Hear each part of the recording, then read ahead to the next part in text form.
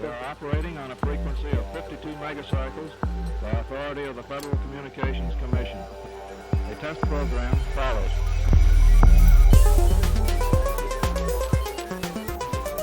For you who've been trained technically, I need hardly say that there's still a number of problems to solve. I guess you know them as well as anybody knows. Sorry about that. Yes, that was awesome. Had to just step away for 2 seconds then. Oh, Very strong, very fast games. I mean, I only edited really the time for between the start and ends of turns. Both players played very quickly, very efficiently, and hopefully that's something we'll see moving into the finals.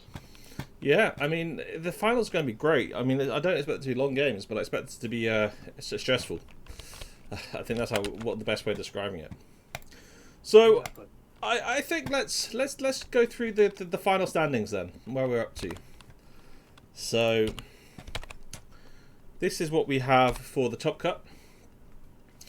The journey that Hamburg so not finished with your Mamooks have done is they've beat Bullet Bills 3-0, one of the best US teams. Then they beat Madrid Archons, one of the best Spanish teams.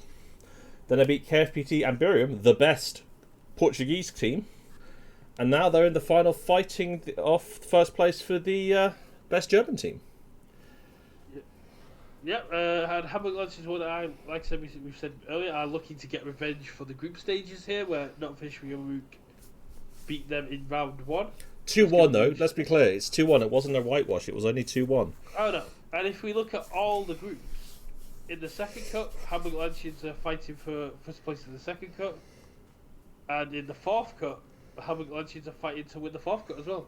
So they could end up winning multiple cuts here. It's going to be interesting to see. Oh, definitely. I mean, the only time I think Hamburg Lunches won, they also won the second cut as well at the same time. So let's go down to cut 2. So Hamburg Lunches 2 here, they came in beating RIP, then they beat Doom the Wandering Forgers, who are a new entry this round. Key Forgery came in, they had a drop first round, then they beat If It Ain't Grote, who were not a previous winner. And then they beat Baguette Switch, who are a well-known team. They've been around us for a long time. Oh, very strong. And so it's going to be interesting to see how these both go through it. But I mean, as we always say, our second cut and our top cut are both very, very strong cuts. Oh, there are no weak players in them. And Key Forgery were in the same group as Hamburg Lunches. Really? Yeah. And in round 1, Hamburg Lunches 2 beat Key Forgery 2-1. Well, so now we get more into our more social cuts. So another revenge match. Yeah. So now going to cut 3, we get to some of our more social cuts. So we have KFPT Aubergines have beaten So Salty, and Not Much to Protect have beaten Last Minute is Best Minute, and then gone through to the top 4. This match I hope will be played this next couple of days. KFPT Generosity beat the Zion's Crew 3-0. Actually, I think Zion's Crew dropped, so they may have forgotten they're still in it. And Guilds What's Chosen have got through, have not had to play one either. So, yeah, unfortunately. And now we get to the 4th cup. So, Sentineless went missing, so we gave Hamburger Lanterns the extra match win, so they went through. So here we have Hamburger Lanterns versus Coast to Coast. Were these both in the same group? No. Oh. I don't know. But I know the Hamburg Luncheons 2, I believe, were in the American group, which made me want to look at whether or not they were in the same group, and it turns out they were.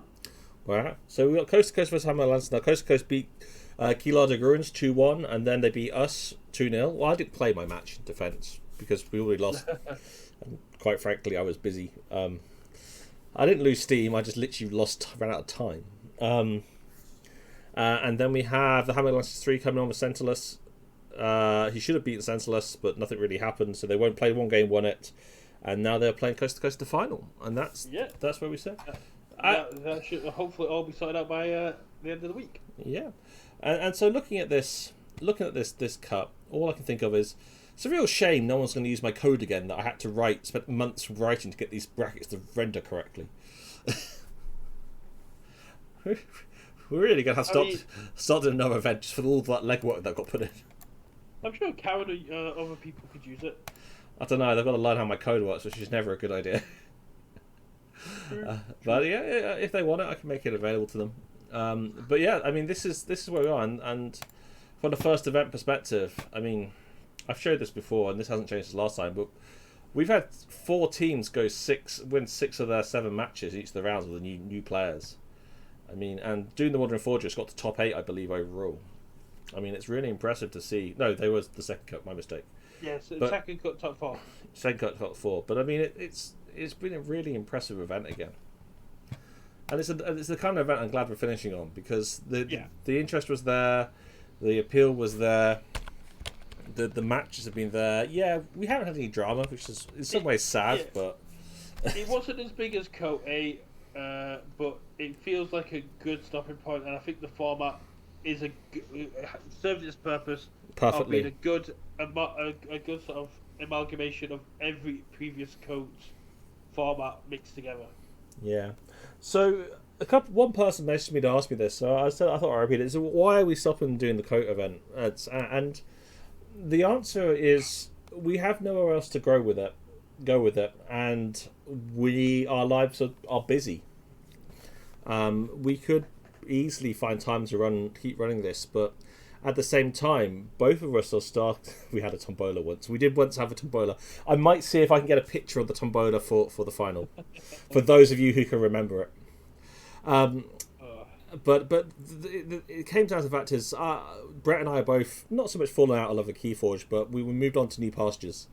The time has come for us to take the Tuesday evenings back, because I'll say with his little one now starting school, and my life is getting busier and busier and busier with work. That's why I'm falling asleep here. We're not getting enough out of this for our time commitment in the nicest possible way. That's not a monetary statement. That's just we are, as much as we enjoy it, there's other things we could do to get similar enjoyment for less effort. And it's just one of those things that we've hit the point of diminishing return, where doing this for the sake of it was enough to keep us going, and it's a case of like, there's other things we want to do, there's other things we want to try, and unfortunately it's just a case of I think the fact that there hasn't been actual real life events for us to go to and things like that has left us to play more other games and realise, oh yeah, as much as we do love Keyforge, it is very slowly on its way out, and we'd rather end on our own terms with a good event than keep pushing this tournament, keep pushing it, and watch attendance go down to the point where it's coats on its last legs. We'd rather go out strong and on our own terms. that's what we're doing. Yes, Karen and the Swindle are going to take over the mantle as a team event. It won't be a coach team event; it'll be the Swindle team event. That's it's my name. You can't use it. The only thing I'm being really fussy about. And we wish the luck. That was your one thing for anything, even when you were looking for other people to take over Coat. It was a simple case of, you can take over it, but you're not using the name. That comes with me. Yeah. And the time has come. The admins have all been very quiet recently as well. A lot of the admins have dropped out because they've stopped playing. Because the world has moved on. So yeah, that's just it. I mean, a lot of the admins have moved on to Pokemon, Flesh and Blood, or stuff like that. Promotions at work. A few of them. Startup companies. Oh yeah, I forgot about that. Yeah, I need to catch up with that guy. I haven't spoken to him for a few days. But I mean, yeah, it's just the natural time to do it. But we want to say thank you to our loyal 2.5 viewers a week, or however many we have. We've got and a huge thank you to the Patreons and subs and people on Discord who have supported us, even with help with drama, and just really loved the event. And we've loved having the support. Yeah, and don't assume this was an easy decision. It really wasn't. It was something I underlined for 2 weeks before I spoke to Brett about. I didn't give Brett an option, to be honest. I said, we're going to end it off the 10. What do you think? And he kind of went, okay. Resigning. And that was just it. And I'm pretty sure there was a few people who was like, oh, when you said you were like, stop it, it's like, is Brett taking over? It's like, no, this is Chris's baby. Oh, you've done your job as the surrogate father as well. Don't put yourself down. And the other thing I want to point out is we've learned an awful lot doing this. I mean, I've never been done streaming before. I've never been a particularly confident person talking to video. I could do put me on stage, I'm fine. And believe it or not, I'm happier on stage than I am on camera. It's a completely different skill set for those who don't know it. The skill set couldn't be more different if you tried. I'm the opposite. I can tune out there being a camera in front of me. I can't tune out if there's like 30, 40 people in front of me. I mean, I've presented in front of like 150, 200 people a few times. I presented to a room of 800 seats. There was 12 people in the audience, but there was 800 seats in the room.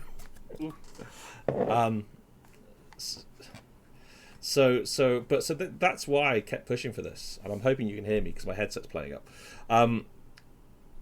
That's why I started doing this, was primarily around that, in order to make sure don't use metal spoons on stream. Yes, I'll remember that. Was to get used to this online presenting, and also just learn new skills, learn the streaming side. Crazy Killer Machine Kyle taught me so much to start with, and all the basic stuff of just trying to understand the lighting and little things that make the difference. I've learned so much about video editing just from doing it. Yeah, man, you had a crash course in that one, definitely. You'll be a professional video editor next week at this rate. But yeah, and also it's been great to meet people like Brett and get a better relationship with Brett. I mean, Brett and I had gone from probably having half a dozen conversations to me dragging him on board and him sort of powerhousing us through the last year or so. With all the changes we made and me forcing him to be on camera, which is something he wasn't very happy about to start with. Yeah, I was mostly like, can somebody else do it? It's like, no, one of the other admins wants to. It's like, fine. But I mean, on the group stages, the crazier formats are stuff that I kind of forced through the admins. Yeah. The group stages has definitely been the biggest success. Well, I just gotta say the whole event's been a good success. It's evolved, and that's the one thing I always, when I started this, I didn't want to be stuck with not evolving the event. I wanted to try new stuff. If it didn't work, we moved. And we got to listen to the players in the audience, as Kongi says, because if we don't listen to the audience, what's the point of any of this?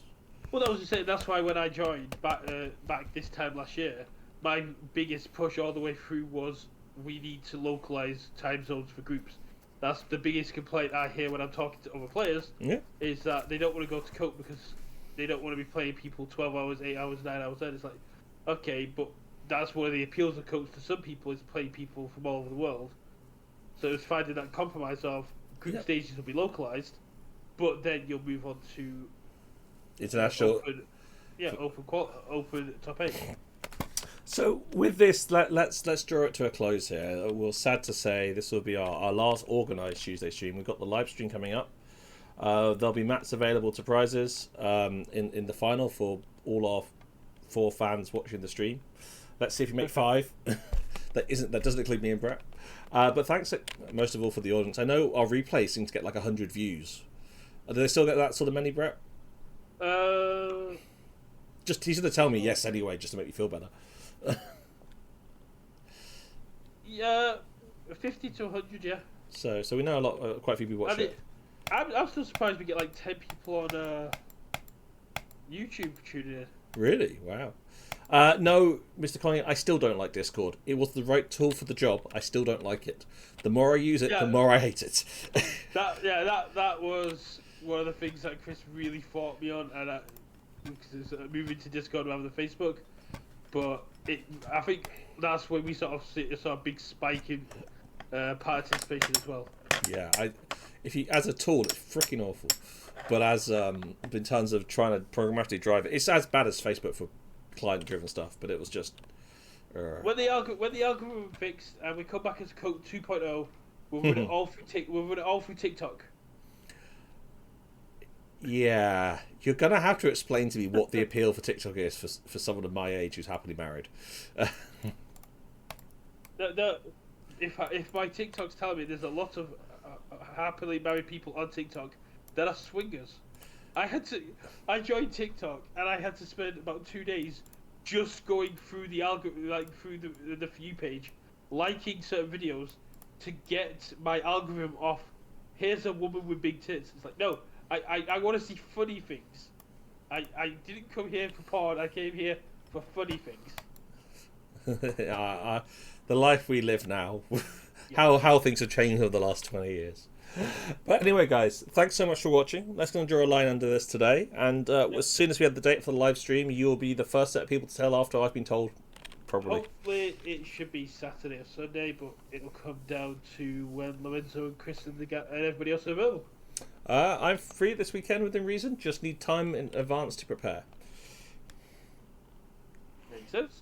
So, well, thanks everyone. Have a great evening, and we'll speak to you at the weekend.